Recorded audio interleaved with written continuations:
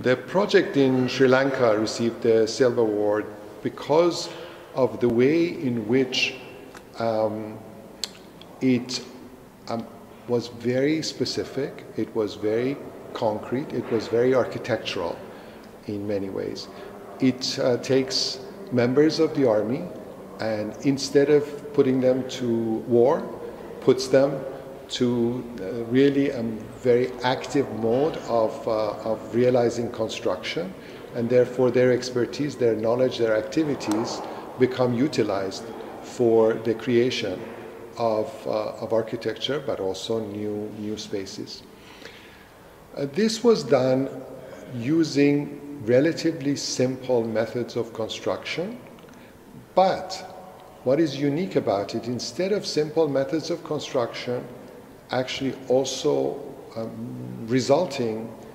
in simplistic buildings, the outcome were a series of buildings that were very delightful in terms of their design, in terms of their understanding of materials, for example, small elements like windows, skylights, those things. But also the project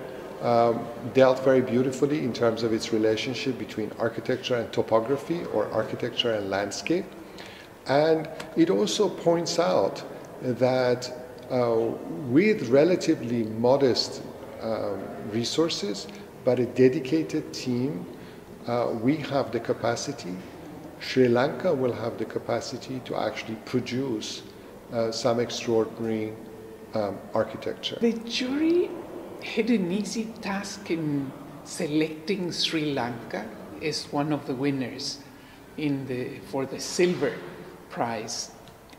because we all recognized that a country that has been a victim of internal crisis, of conflict, of war,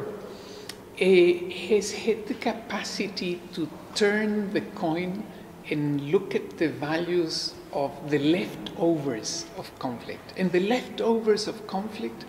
are, number one, armament, and number two, a society with a large army that wants to build the future, that wants to continue in a battle, but this time in a different battle, and that is how to contribute to society. So changing the role of the army men and changing the role of conflict into a constructive drive is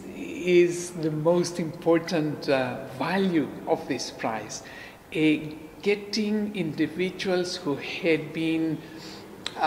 facing insecurity and conflict